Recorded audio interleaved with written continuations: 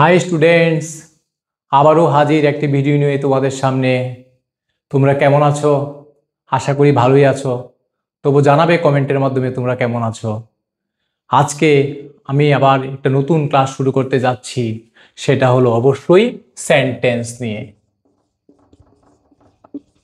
আমরা আজকে সেন্টেন্সের ডেফিনেশন বা তার কি কি ফিচার্সগুলি আছে বা তার টাইপগুলি কি কি সেগুলি নিয়ে আজকে আলোচনা করার চেষ্টা করব।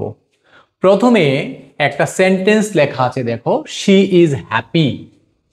এখন এই সেন্টেন্সটার প্রথম যে লেটারটা, এটা কিন্তু স্মল লেটার লেখা আছে, স্মল লেটার। অর্থাৎ এই সেন্টেন্সটা স্টার্টিংয়ে আমরা কিন্তু যদি সেন্টেন্সটা স্টার্ট করতে হয় তাহলে আমরা জানি সেন্টেন্সটা কিন্তু অবশ্যই ক্যাপিটাল লেটার দিয়ে শুরু করতে হবে, কিন্তু এই সেন্টেন্সটা কিন্তু স্মল লেটার দিয়ে শুরু হয়েছে। তাহলে কিন্তু আমরা এটাকে সেন্টেন্স বলার ক্ষেত্রে একটা প্রবলেম সৃষ্টি হবে, কারণ সেন্টেন্সের ফার্স্ট যে লেটারটা থাকবে সেটা কিন্তু অবশ্যই ক্যাপিটাল লেটার হবে।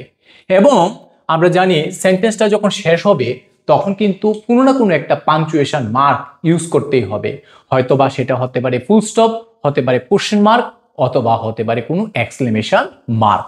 তাহলে আমাদের এখানেও কিন্তু সেন্টেন্স বলার ক্ষেত্রে একটা প্রবলেম দেখা দিচ্ছে। তারপরে অবশ্যই আমি যদি বলি শি ইজ, এই ক্ষেত্রে কিন্তু সেন্টেন্সটার মিনিংটা কিন্তু কমপ্লিট হচ্ছে না। তার মানে আমরা দেখলাম এই পর্যন্ত যে অবশ্যই কোনো একটা সেন্টেন্স লিখতে গেলে প্রথম যে লেটারটা সেটা ক্যাপিটাল লেটার লিখতে হবে, এবং সেন্টেন্সের শেষে কিন্তু কোনো না কোনো একটা পাঞ্চুয়েশন মার্ক লিখতে হবে সেই সেন্স অনুযায়ী। এবং সেন্টেন্সটা যদি মিনিংটা যদি কমপ্লিট না হয় তাহলে কিন্তু আমরা ওই গ্রুপ অফ ওয়ার্ডসটাকে কিন্তু সেন্টেন্স বলতে পারবো না। তারপরে শি হ্যাপি ইজ, এখানে আরেকটা জিনিস হলো, প্রথমে আমরা জানি সেন্টেন্সের শুরুতে নর্মালি যদি অ্যাসার্টিভ সেন্টেন্স থাকে তখন কিন্তু সাবজেক্ট থাকার কথা, কিন্তু এখানে সাবজেক্ট লেখার পরেই কিন্তু কমপ্লিমেন্টটা চলে এসেছে, ভাবটা চলে গেছে পরে। তার মানে এখানে কিন্তু প্রপার অর্ডারে কিন্তু ওয়ার্ডসগুলিকে গোছানো হয়নি, তার জন্য কিন্তু সেটাকে আমরা সেন্টেন্স বলতে পারবো না। আরেকটা জিনিসও আমরা আলোচনা করতে পারি যে শির পরে কিন্তু এখানে সিঙ্গিং এ সং লেখা হয়েছে, অর্থাৎ সিঙ্গিং নামক একটা নন ফাইনাইট ভাব ইউজ করা হয়েছে, কিন্তু কোনো ফাইনাইট ভাব ইউজ করা হয়নি। তার ক্ষেত্রেও কিন্তু এই সেন্টেন্স বলার ক্ষেত্রে একটা সমস্যা হচ্ছে, কারণ আমাদের জানি সেন্টেন্সের মধ্যে অবশ্যই একটা ফাইনাইট ভাব লাগবে। যেমন এই সেন্টেন্সের ডেফিনেশনটা যদি আমরা দেখি, a sentence is a group of words, সেটা অবশ্যই গ্রুপ অফ ওয়ার্ডস থাকবে that makes a complete sense, একটা কমপ্লিট সেন্স আসবে, এবং ইট হ্যাজ এ সাবজেক্ট থাকবে অ্যান্ড এ প্রেডিকেট। যদিও ইম্পারেটিভ সেন্টেন্সের ক্ষেত্রে কিন্তু আমাদের ইউটা কিন্তু কি থাকে, এটা আন্ডারস্টুড থাকে। তারপর আমরা বলবো যে ম্যাক্সিমাম সেন্টেন্সের ক্ষেত্রে কিন্তু আমাদের সাবজেক্ট থাকে, এবং সেটাতে অবশ্যই একটা প্রেডিকেট থাকে ভার্ব পার্ট সহ, কন্টেন্স এ ফাইনাইট ভার্ব, এবং begins with a capital letter, অবশ্যই ক্যাপিটাল লেটার থাকবে, and ends with a full stop অথবা কোশ্চেন মার্ক অথবা কি একটা এক্সক্লেমেশন মার্ক থাকবে, এবং it must have a proper order of words থাকবে। যদি এই সমস্ত ফিচার্সগুলি ঠিকঠাক থাকে তখন ওই গ্রুপ অফ ওয়ার্ডসকে আমরা কিন্তু বলতে পারবো সেন্টেন্স, অন্যথায় কিন্তু আমরা এটাকে সেন্টেন্স বলতে পারবো না। আমি কতগুলো বাংলা বাক্য এবং ইংরেজি সেন্টেন্সের মাধ্যমে আমার আলোচনাটা সামনের দিকে নিয়ে যাচ্ছি।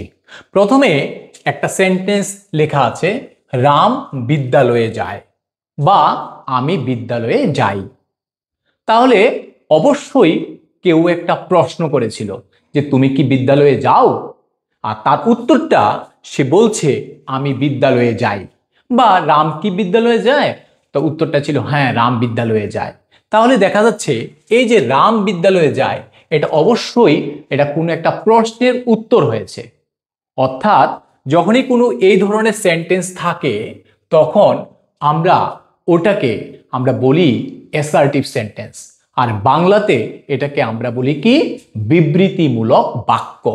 আর আমাদের জানতে হবে অ্যাসার্টিভ সেন্টেন্সের আরেকটা নাম কিন্তু ডিক্লারেটিভ সেন্টেন্স, যেটাকে আমরা স্টেটমেন্ট নামেও জানি। তাহলে এখানে রাম বিদ্যালয়ে যায়, তার মানে এখানে বোঝাচ্ছে কোনো একটা ইনফরমেশন দিচ্ছে, অর্থাৎ যদি কোনো একটা ইনফরমেশন দেয় সেটাকে আমরা বলবো কি, স্টেটমেন্ট বা বিবৃতিমূলক বাক্য। এই সেম সেন্টেন্সটাই রাম বিদ্যালয়ে যায়, আরেকটা বলছে রাম বিদ্যালয়ে যায় না। এটার মধ্যে দেখো হাবোধক বাক্য, এটার মধ্যে না বোধক বাক্য। তাহলে অ্যাসার্টিভ সেন্টেন্সের মধ্যেও আমরা বাংলার মাধ্যমে দেখছি বিবৃতিমূলক বাক্যের মধ্যে একটা হাবোধক হচ্ছে, আবার একটা কি হচ্ছে, না বোধক বাক্য হচ্ছে। কিন্তু পরবর্তী যে সেন্টেন্সটা, তুমি কি বিদ্যালয়ে যাও, এটা কিন্তু কোনো প্রশ্নের উত্তর হচ্ছে না বা কোনো ইনফরমেশন কেউ দিচ্ছে না, বরঞ্চ ইনফরমেশন নিতে চাইছে, একটা প্রশ্ন করতে চাইছে। অর্থাৎ তুমি কি বিদ্যালয়ে যাও, অর্থাৎ প্রশ্ন করতে চাইছে, এটা প্রশ্ন করেছে। তাহলে অবশ্যই সেন্টেন্সটা কিন্তু অ্যাসার্টিভ হবে না এবং ডিক্লারেটিভ বা স্টেটমেন্ট হবে না, সেটা অবশ্যই হবে প্রশ্নবোধক বাক্য বা ইন্টারোগেটিভ সেন্টেন্স। তাহলে আমরা পরেরটা যদি দেখি, আমাকে এক গ্লাস জল দাও, এখানে কিন্তু না করেছে কোনো প্রশ্ন, না দিচ্ছে কোনো তার উত্তর বা কোনো ইনফরমেশন, এটা কিন্তু আরেকটা টাইপ হয়ে যাচ্ছে, কাউকে এক গ্লাস জলের জন্য অনুরোধ করছে অথবা আদেশ দিচ্ছে, তার মধ্যে একটা দেখতে পাচ্ছি এখানে আদেশ বা অনুরোধের মধ্যে কিছু একটা আছে। তার জন্য সেই বাক্যটাকে আমরা বলবো অনুজ্ঞাসূচক বাক্য বা ইম্পারেটিভ সেন্টেন্স। কিন্তু পরের যে সেন্টেন্সটা, ভগবান তোমায় মঙ্গল করুক, আমরা বলতে পারি ভগবান তোমায় আশীর্বাদ করুক, আমরা ইংরেজিতে বলবো সেন্টেন্সটা মে গড ব্লেস ইউ। অর্থাৎ এই সেন্টেন্সটার মধ্যে কিন্তু না আছে কোনো স্টেটমেন্ট, না আছে কোনো প্রশ্ন, না আছে কোনো আদেশ উপদেশ অনুরোধ, বরঞ্চ এই সেন্টেন্সটার মধ্যে কিন্তু কারোর জন্য ভগবানের কাছে প্রার্থনা করা হচ্ছে। অর্থাৎ এখানে আছে একটা প্রেয়ার।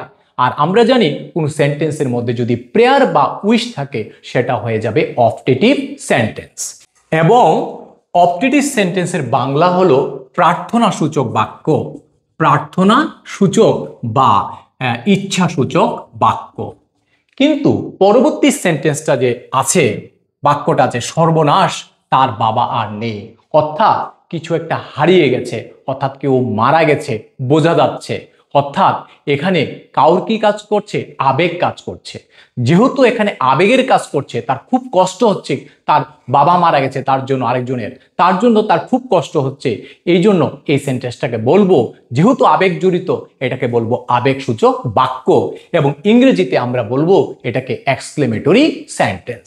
তাহলে আমরা দেখলাম এখানে 5 ধরনের সেন্টেন্সে কিন্তু আমরা দেখে ফেললাম যে একটা পেলাম কি বিবৃতিমূলক বাক্য মানে অ্যাসার্টিভ সেন্টেন্স, ইন্টারোগেটিভ সেন্টেন্স মানে প্রশ্নবোধক বাক্য, এবং ইম্পারেটিভ সেন্টেন্স মানে কি অনুজ্ঞাসূচক বাক্য। এরপরে পেলাম কি আমরা প্রার্থনা সূচক বাক্য বা ইচ্ছাসূচক বাক্য, যেটাকে আমরা ইংরেজিতে বলবো অপটেটিভ সেন্টেন্স। এবং ফাইনালি যেটা আমরা দেখলাম সেটা হলো আবেগসূচক বাক্য বা এক্সক্লেমেটরি সেন্টেন্স। এবার আমরা তার ইংরেজিতে এগুলি ট্রান্সলেট করে দেখব। প্রথমে তুমি কি বিদ্যালয়ে যাও, অবশ্যই কেউ একটা প্রশ্ন করছে, তো প্রশ্ন যদি করে সেই সেন্টেন্সটা হবে কি ইন্টারোগেটিভ সেন্টেন্স। আর আমরা জানি ইন্টারোগেটিভ সেন্টেন্সের শুরুতে কিন্তু প্রথমে কি থাকে, একটা অক্সিলারি ভার্ব বা WH ওয়ার্ড থাকে। পরবর্তীটা যে সেন্টেন্সটা রাম বিদ্যালয়ে যায়, তার মানে এটা কারোর উত্তর দিচ্ছে, অর্থাৎ এটা স্টেটমেন্ট অ্যাসার্টিভ। এই জন্য সেন্টেন্সের শুরুতে কিন্তু প্রথমে আমাকে কি আনতে হবে, সাবজেক্ট আনতে হবে, এবং লাস্টে কিন্তু একটা ফুল স্টপ দিতে হবে। এবং আগের যে সেন্টেন্সটা ছিল সেটা ইন্টারোগেটিভ সেন্টেন্স হতে লাস্টে কিন্তু একটা কোশ্চেন মার্ক দিতেই হবে। পরবর্তী যে সেন্টেন্সটার মধ্যে আমরা জানি যখনই কোনো আদেশ বা উপদেশ বা অনুরোধ থাকে, তখন কিন্তু বেসিক্যালি প্রথমে কি থাকে, একটা ভার্ব দিয়ে সেন্টেন্সটা শুরু হয়। যেরকম এই সেন্টেন্সটার মধ্যে শুরু হয়েছে ভার্ব গিভ দিয়ে। তারপরে যদি দেখি আমরা কোনো সেন্টেন্সের মধ্যে যদি কোনো প্রার্থনা বা ইচ্ছাসূচক থাকে, তখন কিন্তু অনেক সময় কি দিয়ে শুরু হয়, মে দিয়ে সেন্টেন্সটা শুরু হয়। এবং যদি কোনো রকমের যদি এক্সক্লেমেটরি সেন্টেন্স হয়, তখন কিন্তু প্রথমে একটা ওয়ার্ড থাকে ইন্টারজেকশন, সেটার মধ্যে পরে একটা এক্সক্লেমেশন মার্ক দিয়ে পরবর্তী সময় কিন্তু ওই সেন্টেন্সটা কমপ্লিট করে লাস্টে একটা ফুল স্টপ দিতে হয়। এবার আমরা মূলত সেন্টেন্সের যে টাইপটি আগেই দেখেছি, সেন্টেন্সকে মূলত 5টি ভাগে ভাগ করেছে। যদিও আরেকটা ভাগের কথা আমরা বলতেই পারি, সেটা হলো এমফেটিক সেন্টেন্স। তাহলে প্রথমটা ছিল অ্যাসার্টিভ, পরেরটা ইন্টারোগেটিভ, ইম্পারেটিভ, অপটেটিভ, এক্সক্লেমেটরি, এবং যদি 6 নাম্বার আমাদের বলতে হয় সেটা অবশ্যই এমফেটিক সেন্টেন্স। প্রথমে আমরা অ্যাসার্টিভ সেন্টেন্সটা দেখব। অ্যাসার্টিভ সেন্টেন্সের প্রথমে আমি একটা এক্সাম্পল দিয়েছি, হি ইজ হ্যাপি, সে কি সুখী। এখানে সেন্টেন্সের স্টার্টিংয়ে কি আছে, সাবজেক্ট আছে। আমরা জানি যদি সেন্টেন্সের স্টার্টিংয়ে সাবজেক্ট থাকে সেটা হয় অ্যাসার্টিভ সেন্টেন্স। আবার এই অ্যাসার্টিভ সেন্টেন্স কিন্তু দু রকমের হতে পারে, একটা হতে পারে পজিটিভ, আরেকটা হতে পারে কি নেগেটিভ। পজিটিভকে আবার আমরা কিন্তু অ্যাফার্মেটিভ এবং বাংলায় কিন্তু আমরা হাবোধক বাক্য বলি। যেমন হি ইজ হ্যাপি, সে সুখী, এখানে কিন্তু কোনো নো বা নট নেই, তার জন্য এটা আমরা হলো কি একটা হাবোধক বাক্য। কিন্তু পরবর্তী যে সেন্টেন্সটা হি ইজ নট হ্যাপি, এখানেও কিন্তু সেন্টেন্সটা স্টার্ট হয়েছে সাবজেক্ট দিয়ে, এটাও কিন্তু একটা অ্যাসার্টিভ সেন্টেন্স। কিন্তু প্রথমটা ছিল হাবোধক মানে পজিটিভ বা অ্যাফার্মেটিভ, আর পরেরটা হলো নট থাকাতে সেটা হয়ে গেছে নেগেটিভ বাক্য। তাহলে আমরা কি জানলাম, অ্যাসার্টিভ সেন্টেন্স দু ধরনের হয়, একটা হলো কি পজিটিভ, আরেকটা হলো কি নেগেটিভ। কিন্তু এই দুটো বাক্যের মধ্যে কিন্তু প্রথমে কিন্তু অবশ্যই সাবজেক্ট থাকবে এবং লাস্টে কিন্তু অবশ্যই ফুল স্টপ থাকবে। এই দুইটা জিনিস কিন্তু কমনই থাকছে, শুধু একটা হা বা না এর ব্যাপার ডিফারেন্স থাকছে পজিটিভ এবং নেগেটিভের মধ্যে। পরবর্তী শুধু আমরা কিন্তু সবসময় যে সাবজেক্ট থাকবে এরকম না, সেন্টেন্স অ্যাসার্টিভ সেন্টেন্স কিন্তু ইটস যে একটা ইন্ট্রোডাক্টরি ইট আছে সেটা দিয়ে ওই সেন্টেন্স স্টার্ট হতে পারে, আবার ইন্ট্রোডাক্টরি দেয়ার বা ডামি সাবজেক্ট যেটাকে আমরা বলি সেটা দিয়ে কিন্তু সেন্টেন্স শুরু হতে পারে। অর্থাৎ এখানে একটা এক্সাম্পল দেওয়া আছে, ইটস রেনিং, বৃষ্টি হচ্ছে, এখানে কিন্তু ইটের কোনো অর্থই নেই, এখানে সেন্টেন্সটা স্টার্ট করার জন্য ইটকে আমরা ইউজ করেছি, তার জন্য আমরা কিন্তু ইটটাকে ইন্ট্রোডাক্টরি ইটও বলতে পারি। আবার দেয়ার ইজ এ টেম্পল বা অর মস্ক ইন আওয়ার ভিলেজ, আমাদের গ্রামে একটা মন্দির অথবা একটা মসজিদ আছে, এখানে কিন্তু সেন্টেন্সটা স্টার্টিং হয়েছে দেয়ার দিয়ে, দেয়ার দিয়ে যদি সেন্টেন্স স্টার্টিং হয় সেটাও কিন্তু কি হবে, অ্যাসার্টিভ সেন্টেন্স হবে। তাহলে আমাদের নর্মাল যে সাবজেক্ট থাকে সেটা দিয়েও কিন্তু আমাদের কি হতে পারে, অ্যাসার্টিভ সেন্টেন্স হতে পারে। আবার ইট এবং দেয়ারের মতো মানে ইন্ট্রোডাক্টরি ইট বা ইন্ট্রোডাক্টরি দেয়ার দিয়েও কিন্তু সেন্টেন্স শুরু হতে পারে। তারপর যে সেন্টেন্সটা আমরা আলোচনা করব সেটা হলো ইন্টারোগেটিভ সেন্টেন্স বা প্রশ্নবোধক বাক্য।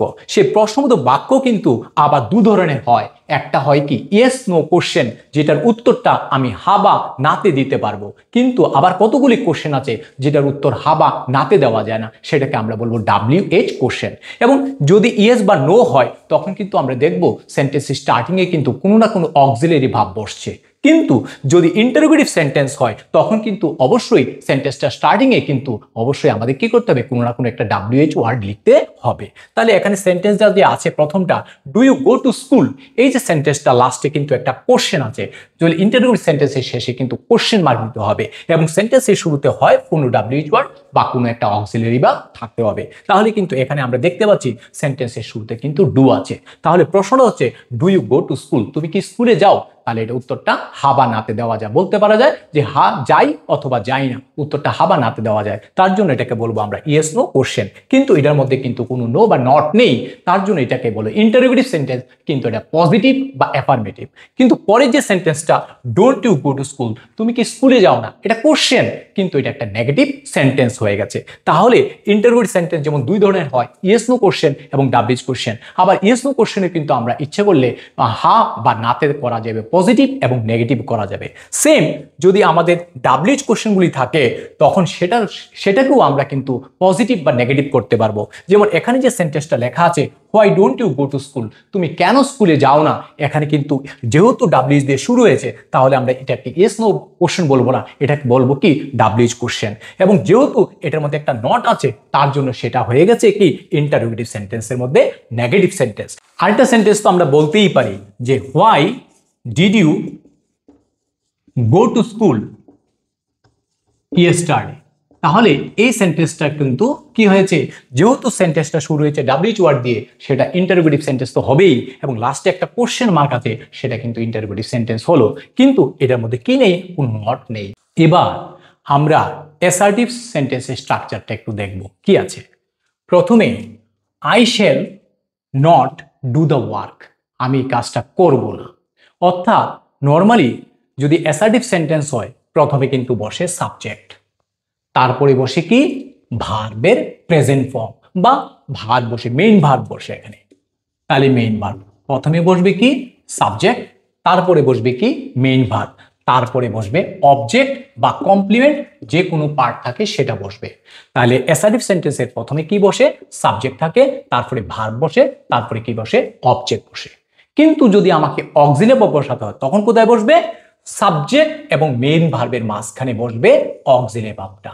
তাহলে প্রথমে নরমালি বলবো সাবজেক্ট ভার্ব অবজেক্ট, কিন্তু যদি অক্সিলারি থাকে তখন বসবে প্রথমে সাবজেক্ট, তারপরে বসবে অক্সিলারি ভার্ব, তারপরে বসবে মেইন ভার্ব, তারপরে বসবে কি অবজেক্ট। তারপরে যদি আমার এবার যদি অক্সিলারির পরে নট ইউজ করতে হয় তখন প্রথমে বসবে সাবজেক্ট, তারপরে বসবে শ্যাল বা উইল, যাই বসে অক্সিলারি ভার্ব বসবে, তারপরে বসবে নট, তারপরে বসবে মেইন ভার্ব, তারপরে বসবে কি অবজেক্ট।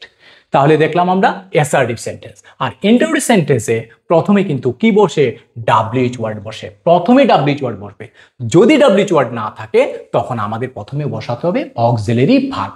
কিন্তু যদি ডাব্লিউএইচ ওয়ার্ড এবং অক্সিলারি দুইটাই থাকে, প্রথম কিন্তু ডাব্লিউএইচ ওয়ার্ড, তারপর অক্সিলারি ভার্ব। যদি ডাব্লিউএইচ ওয়ার্ড না থাকে তখন অক্সিলারি ভার্ব। তাহলে প্রথমে বসবে কি ডাব্লিউএইচ ওয়ার্ড, এরপরে বসবে কি অক্সিলারি, তারপরে বসবে কি সাবজেক্ট। যদি সাবজেক্টটা প্রোনাউন হয় তখন নটটা বসবে ওই সাবজেক্ট রূপী যে প্রোনাউনটা আছে তারপরে বসবে। কিন্তু যদি সাবজেক্টটা যদি নাউন হয় তখন নটটা বসবে কি আগে এবং পরে, দুইটাই বসা যাইতে পারে। এবং যদি আমি কি করি, কন্ট্রাকশন করে দিই, ডোন্ট বা ডাজেন্ট করে দিই, তখন কিন্তু সাবজেক্ট যদি নাউন বা প্রোনাউন সেটা কোনো ম্যাটার করবে না, কারণ আমি তো অলরেডি ডাজের সঙ্গে নট লিখে দিয়েছি। তার জন্য আমাকে কিন্তু যদি আমরা ডাজন্ট বা ডোন্ট লিখি বা ডিডন্ট লিখি, তাহলে কিন্তু এই সাবজেক্টটা কি নাউন নাকি প্রোনাউন, সেটা কি নটটা আগে বসবে না পরে বসবে, সেটার ঝামেলা কিন্তু অনেকটা মিটে যাবে। তাহলে প্রোনাউন যদি হয় তখন নটটা বসবে পরে, যদি নাউন হয় আগেও বসা যাবে পরে বসা যাবে। আর যদি একসঙ্গে কন্ট্রাকশন করে দিই তাহলে কিন্তু কোনো সমস্যাই থাকছে না। এই হলো আমাদের ইন্টারোগেটিভ সেন্টেন্সের স্ট্রাকচারটা। এবার আমরা যে সেন্টেন্সগুলি দেখছি, প্রথমটা আছে stand up on the bench, অর্থাৎ বেঞ্চের উপর দাঁড়াও। অর্থাৎ দেখাই যাচ্ছে সেন্টেন্সের শুরুতেই কিন্তু একটা স্ট্যান্ড আছে, অর্থাৎ ভার্ব আছে। আমরা জানি যদি সেন্টেন্সের শুরুতে ভাব থাকে তখন সেটা কিন্তু ইম্পারেটিভ সেন্টেন্স, যেটাকে বাংলায় অনুজ্ঞাসূচক বাক্য বলা হয়। অর্থাৎ যে সেন্টেন্সের শুরুতে প্রথমে ভাব থাকবে বা ভার্ব রাখতে হয় যে সেন্টেন্সটা শুরুতে, সেটা কিন্তু হবে কি ইম্পারেটিভ সেন্টেন্স বা অনুজ্ঞাসূচক বাক্য। এই বাক্যগুলির মাধ্যমে আমরা অর্ডার, অ্যাডভাইস বা রিকোয়েস্ট বুঝি। এবং পরবর্তী এই আরেকটা জিনিস মনে রাখতে হবে, যে সেন্টেন্সের স্টার্টিংয়ে কোনো ভাব থাকে না, আসলে কিন্তু এখানে একটা সাবজেক্ট থাকে, সেটা আন্ডারস্টুড থাকে, সেটা হলো ইউ। এবং আরেকটা যে সেন্টেন্স আমরা পাবো যে please give me a glass of water, দয়া করে আমাকে এক গ্লাস জল দাও। যদি কোনো সেন্টেন্সের শুরুতে প্লিজ বা কাইন্ডলি থাকে তখনও কিন্তু এই ধরনের সেন্টেন্সগুলি কি হয়, ইম্পারেটিভ সেন্টেন্স বা অনুগ্রহসূচক বাক্য হয়। অর্থাৎ ঘুরিয়ে যদি আমি বলি যে কাউকে যখন কোনো রিকোয়েস্ট করব তখন কিন্তু সেন্টেন্সটা আমরা ইম্পারেটিভ সেন্টেন্স করব এবং সেন্টেন্সটা শুরুতে কিন্তু প্রথমে আমরা প্লিজ বা কাইন্ডলি ইউজ করব। পরবর্তী যখন আমরা সেন্টেন্সটা দেখব don't run in the sun, অর্থাৎ রৌদ্রের মধ্যে তোমরা দৌড়াবে না, যে তুমি দৌড়াবে না, এই সেন্টেন্সটার মাধ্যমে কিন্তু কোনো কিছু নিষেধ করা হচ্ছে, যেটাকে আমরা বলি প্রহিবিশন। অর্থাৎ কোনো একটা সেন্টেন্সের মাধ্যমে আদেশ করা হচ্ছে, আবার কোনো একটা সেন্টেন্সের মধ্যে অনুরোধ করা হচ্ছে। এবং আদেশ, অনুরোধ এবং যদি কোনো নিষেধ থাকে, দ্যাট মিনস যদি don't run in the sun, রৌদ্রের মধ্যে দৌড়াবে না, এখানে কিন্তু নিষেধ করছে, নিষেধের ইংরেজি হলো প্রহিবিশন। এই ধরনের সেন্টেন্সের ক্ষেত্রে আমরা কি বলবো, ইম্পারেটিভ সেন্টেন্স বলবো। তবে যখনই আমরা আরেকটা জিনিস মনে রাখবো ঘুরিয়ে, যখনই আমরা কোনো সেন্টেন্সের মধ্যে না করতে যাব, নিষেধ করতে যাব, তখন কিন্তু সেন্টেন্সটা আমরা শুরু করব কি ডোন্ট দিয়ে শুরু করব।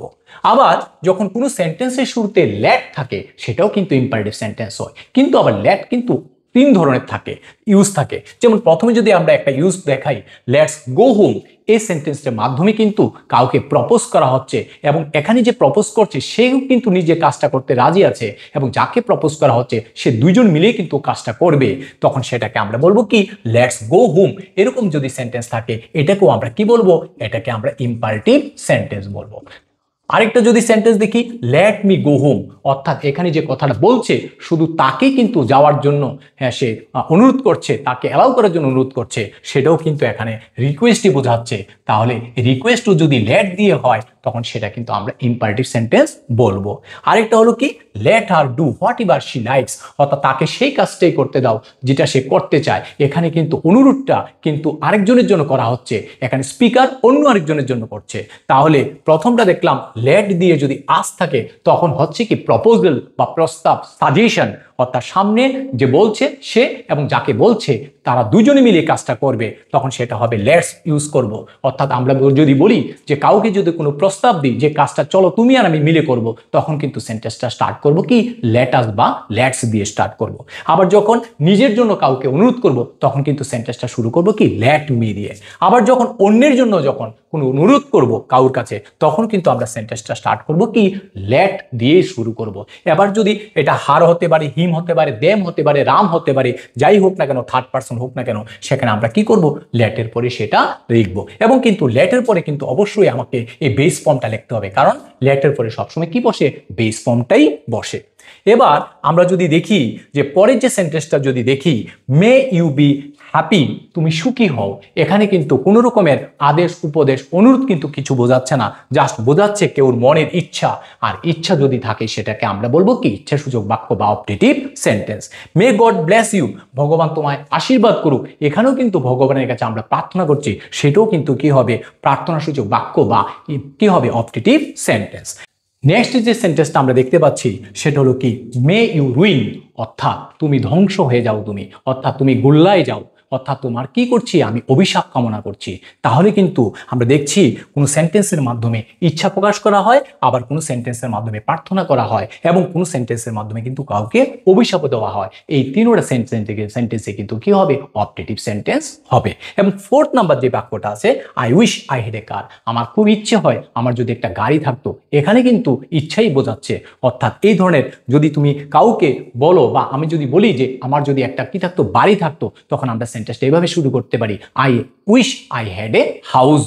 নেক্সট আমরা যদি বলি যে ইস, আমি যদি কি হতাম, ভারতের প্রধানমন্ত্রী হতে পারতাম, তখন কিন্তু সেন্টেন্সটা কি করব, I wish I were the prime minister of India, অর্থাৎ বা পিএম অফ ইন্ডিয়া। এখানে কিন্তু আয়ের পরে কি করতে হবে, আমাকে ইচ্ছা যেহেতু আছে, সেখানে কিন্তু আমাকে ওই হ্যাবের জায়গায় হ্যাড করতে হবে, এবং কিন্তু আয়ের জায়গায় কি করতে হবে, অ্যামিজারের জায়গায় কিন্তু আমাকে ওয়াজ না করে ওয়ার করতে হবে, এবং এখানে হ্যাবের জায়গায় কি করতে হবে, আমাকে হ্যাড করতে হবে। তারপরে আমরা যে সেন্টেন্সটা দেখতে পাচ্ছি এখানে, alas Rome is no more, অর্থাৎ এলাসের পরে কিন্তু একটা কি আছে, একটা আবেগসূচক চিহ্ন আছে, যেটাকে আমরা অনেকেই কিন্তু আশ্চর্যবোধক চিহ্ন বলি, সেটা কিন্তু আমাদের কোনোভাবেই বলা যায় না, সেটাকে বলতে হবে কি, আবেগসূচক চিহ্ন। অর্থাৎ এলাস আবেগসূচক চিহ্ন, Roma is no more, Roma আর নেই, অর্থাৎ রমা মারা গেছে।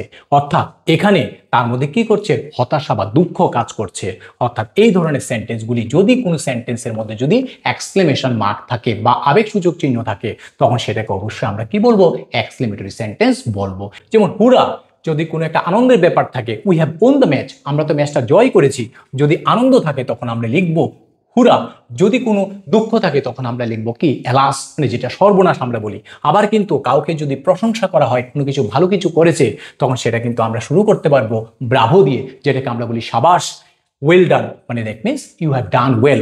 এই ধরনের সেন্টেন্সগুলি কি হয়, এক্সক্লেমেটরি সেন্টেন্স হয়। আবার যদি বলি ফাই, ছি তুমি একটা মিথ্যাবাদী, এই ধরনের সেন্টেন্সে ছি যদি অর্থটা আমরা লিখতে যাই বাংলাতে ইংরেজিতে, তখন সেটাকে অবশ্যই আমরা বলবো ফাই। এবং আবার কিন্তু এক ধরনের সেন্টেন্স আছে যেটা লাস্টে কিন্তু এক্সক্লেমেশন মার্ক থাকে, তার শুরুতে কিন্তু কোনো কি থাকে না, কোনো এক্সক্লেমেশন, প্রথম ওয়ার্ডের পরে কিন্তু এক্সক্লেমেশন থাকে না। যেমন একটা সেন্টেন্স দিলাম, what a beautiful bird it is, কি সুন্দর এটা, what a beautiful bird it is, অর্থাৎ কি সুন্দর পাখি এটা।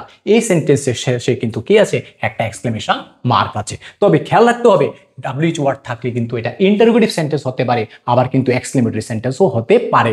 যদি ডাব্লিউএইচ ওয়ার্ডের পরেই যদি ইমিডিয়েট পরে যদি অক্সিলারি ভার্ব থাকে, তখন কিন্তু সেটা কি হবে, ইন্টারোগেটিভ সেন্টেন্স হবে। আর মোস্ট ইম্পর্টেন্টলি সেটা কিন্তু সাবজেক্টটা যদি ইন্টারোগেটিভ সেন্টেন্স হয়, প্রথমে কিন্তু অক্সিলারি ভার্ব বসবে, তারপরে কিন্তু সাবজেক্ট বসবে। কিন্তু যদি এক্সক্লেমেটরি সেন্টেন্স হয়, প্রথমে বসবে সাবজেক্ট, তারপরে বসবে কি, ভাবটা। যেমন এই সেন্টেন্সের মধ্যে আছে কি, ইট ইজ আছে, প্রথমে বসেছে সাবজেক্ট, তারপরে বসেছে ইজ, বসেছে ভাবটা। কিন্তু ইন্টারোগেটিভ সেন্টেন্স যদি হতো, তাহলে প্রথমে বসতো ডাব্লিউএইচ ওয়ার্ড, তারপরে বসতো কি অক্সিলারি ভার্ব, তারপরে বসতো কি সাবজেক্টটা বসতো। পরে আরেকটা sentence, how beautiful the girl is, কি সুন্দর মেয়ে এটা, তাও কিন্তু অবাক হয়ে গেছে, তখন কিন্তু এখানেও কিন্তু কি আছে, ডাব্লিউএইচ ওয়ার্ড আছে হাউ, হাউকে কিন্তু আমরা ডাব্লিউএইচ ওয়ার্ড হিসেবে ট্রিট করি। এখানেও কিন্তু একটা ব্যাপার দেখছি যে লাস্টে কিন্তু কি বসছে, ভার্ব বসছে, তার আগে কিন্তু সাবজেক্ট বসছে। তাহলে ইন্টারোগেটিভ সেন্টেন্স এবং এক্সক্লেমেটরি সেন্টেন্সের মধ্যে অনেকে কনফিউজ হয়ে যায়। আসলে কনফিউজ হওয়ার ব্যাপার নেই, যদি ইন্টারোগেটিভ সেন্টেন্সের মধ্যে ডাব্লিউএইচ ওয়ার্ড থাকবে, এক্সক্লেমেটরি সেন্টেন্সের মধ্যে ডাব্লিউএইচ ওয়ার্ড থাকে। কিন্তু একটা জিনিস খেয়াল রাখতে হবে, ইন্টারোগেটিভ সেন্টেন্সের শুরুতে কিন্তু শেষের দিকে কিন্তু একদম শেষের দিকে লাস্টে কি কি থাকবে, ভাবটা থাকবে, তার আগে সাবজেক্টটা থাকবে। আর ইন্টারোগেটিভে কিন্তু আগে থাকবে অক্সিলারি, তারপরে থাকবে কি সাবজেক্ট। পরে আরেকটা সেন্টেন্স আছে আমাদের, জানি যে 6 নাম্বার সেন্টেন্সটা যদি আমরা আলোচনা করি সেটা হল এমফেটিক সেন্টেন্স। এমফেটিক মানে কি, জোর দেওয়ার জন্য। যদি বলতে চায় যে আই মাস্ট গো, আমি যাব, কিন্তু যাবই যাব, আরো যদি ফোর্স দিতে চায়, এমফাসিস দিতে চায়, তখন কিন্তু আমরা সেন্টেন্সটা বলতে পারি গো আই মাস্ট। অর্থাৎ এখানে এমফাসিস দিয়েছে, তার জন্য হয়ে গেছে কি গো আই মাস্ট। এই জন্য এই সেন্টেন্সটাকে বলবো কি আমরা এমফেটিক সেন্টেন্স। এবং 2 নম্বর যদি বলি যে never shall I do it again, আমি কিন্তু এই কাজটা করবোই না, সে অলমোস্ট শপথ করেই বলছে সে করবে না, এই ধরনের সেন্টেন্সকে কিন্তু আমরা কি বলতে পারি, আমরা কি বলতে পারি, আমরা এমফেটিক সেন্টেন্স বলতে পারি। অ্যাকচুয়ালি সেন্টেন্সটা হওয়ার কথা ছিল এরকম যে I shall never do it again, তাহলে একটা সিম্পল একটা সেন্টেন্স হয়ে যেত। কিন্তু যখনই আমরা নেভার কথাটা সামনে আনলাম এবং সাবজেক্টের আগে কিন্তু যখন আমরা শ্যাল আনলাম, তখন সেটা এমফাসিস করার জন্য হয়েছে, তার জন্য হয়ে গেছে এমফেটিক সেন্টেন্স। আর আরেকটা যে সেন্টেন্স আছে, it is Ankita who rescued the girl, এই সেই অঙ্কিতা যে নাকি কি করেছে, ওই মেয়েটাকে উদ্ধার করেছে। এই ধরনের ইট ইজ দিয়েও কিন্তু আমরা এমফেটিক সেন্টেন্সটা শুরু করতে পারি। আবার do come to our house, আমাদের বাড়িতে আসবে, তাহলে কাম টু আওয়ার হাউস হয়, কিন্তু জোর দিয়ে যদি বলে তখন কিন্তু একটা কি হয়, কামের আগে একটা ডু বসাতে হয়। এবং সাথী হারসেলফ ডিড দ্য ওয়ার্ক, সাথী কি করেছিল, নিজে নিজে করেছিল, তো সাথীকে জোর দেওয়ার জন্য আমরা কিন্তু একটা এমফেটিক একটা প্রোনাউন ইউজ করেছি, এই তখন এই সেন্টেন্সটাকে বলা হবে কি এমফেটিক সেন্টেন্স। তো আশা করি তোমরা ক্লাসটা তোমাদের ভালোই লেগেছে। আর যদি ভালো লেগে থাকে, তোমাদের বিন্দুমাত্র উপকারে এসে থাকে, তাহলে তোমরা এই আমার চ্যানেলটাকে তোমরা কি করবে, লাইক করবে, সাবস্ক্রাইব করবে এবং কি করবে, শেয়ার করবে। এই আশা রেখে আজকে আমার ক্লাসটা শেষ করলাম। দেখা হবে পরবর্তী আরেকটা কোনো ক্লাসে।